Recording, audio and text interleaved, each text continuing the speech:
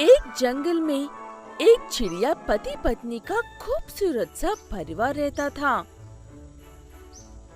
पति चिड़िया का नाम सोमू था और पत्नी चिड़िया का नाम विन्नी।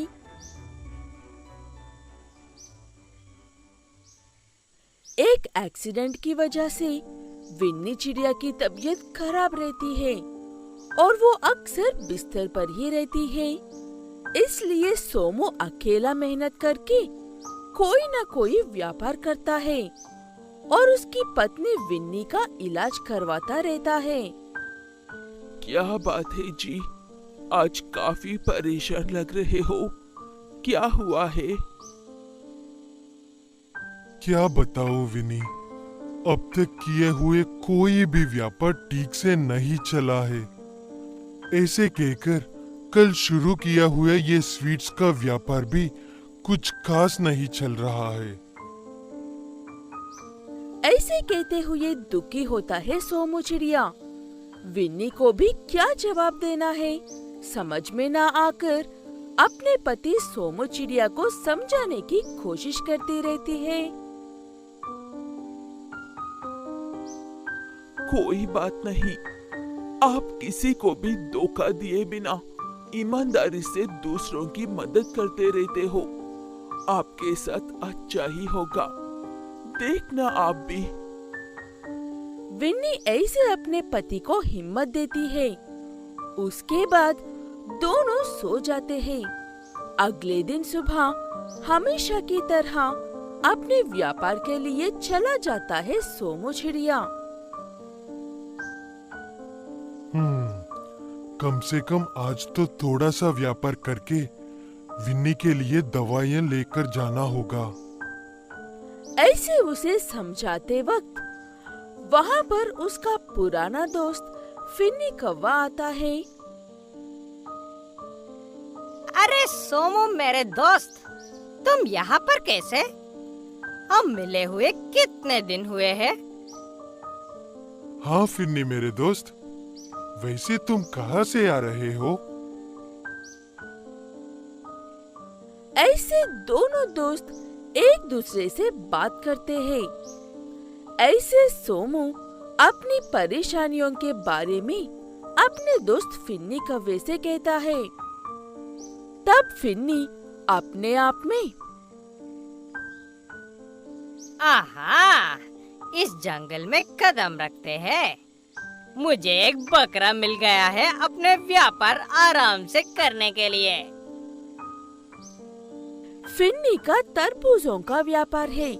वो अच्छे अच्छे और ताजे तरबूजों दूसरे जंगलों में भेजकर काफी पैसे कमाते हैं, लेकिन वो काफी लालची है।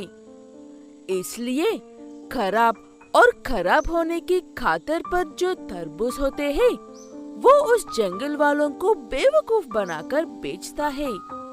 ऐसे अपने खराब तरबूजों को बेचने के लिए जंगल के इस तरफ आकर सोमू से मिल रहा है।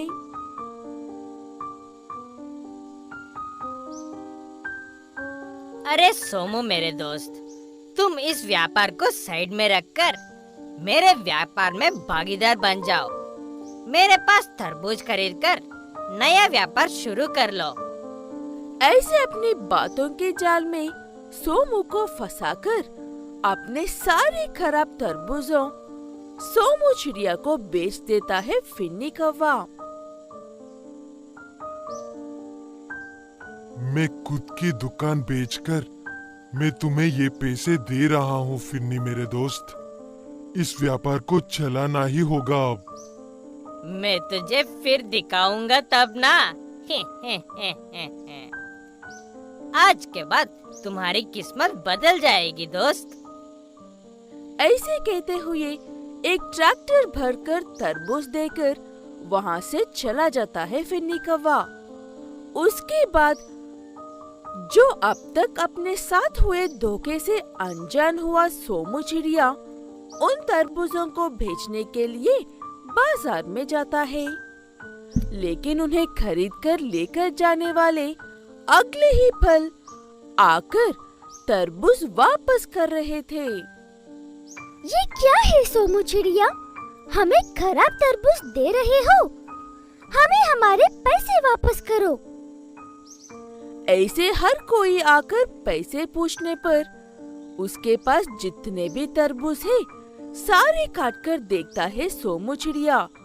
उसके बाद उसे समझ में आता है कि उसने धोखा खाया है और रोते हुए घर जाता है। सब खत्म हो गया है विन्नी। मुझे बहुत बुरी तरह से धोखा दिया है।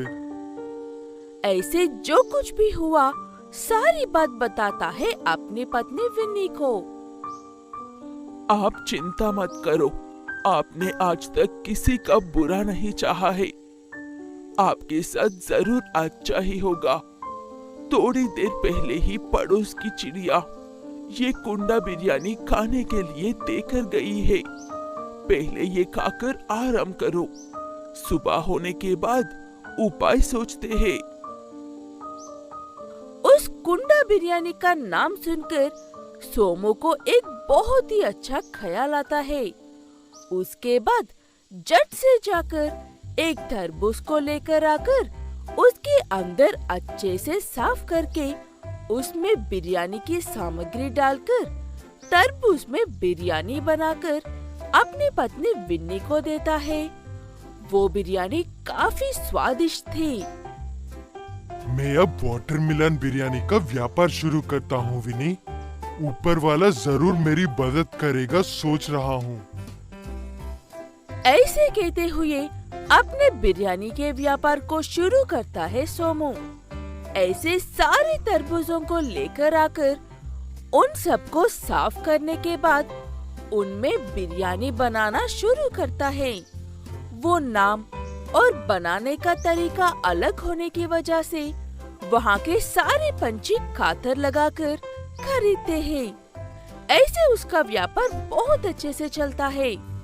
उसके बारे में जानने के बाद फिन्नी कौवा वहाँ पर आकर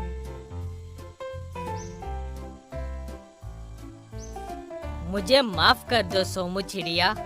तुम्हें धोखे देने की वजह से मुझे अच्छा सबक मिल गया है। मेरे सारा व्यापार डूब गया है। मेरे पास कुछ भी नहीं है। लेकिन तुम्हारी वजह से मुझे अच्छा ही हुआ है दोस्त। देखो कितना शानदार है मेरा व्यापार।